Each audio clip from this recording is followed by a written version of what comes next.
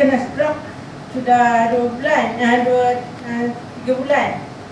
Lepas tu saya makan intra dah 2 botol. Makin berasa mula sihat lah. Tapi kali yang ini saya dapat stroke lagi belah kanan. Hari tu belah kiri 2 kali.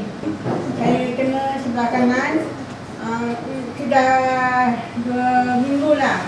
Saya kena stroke pun dah masuk yang ketiga.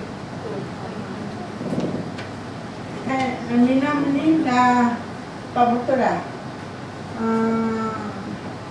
Sekarang saya dah berangsur baik dah.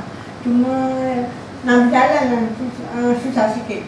Lepas tu mula percakapan saya pun macam elok sikit lah.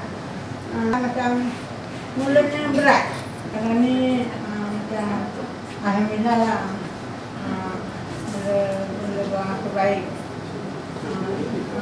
Saya nak cakap pun tak boleh cakap pasal lebar. Pasal saya pun macam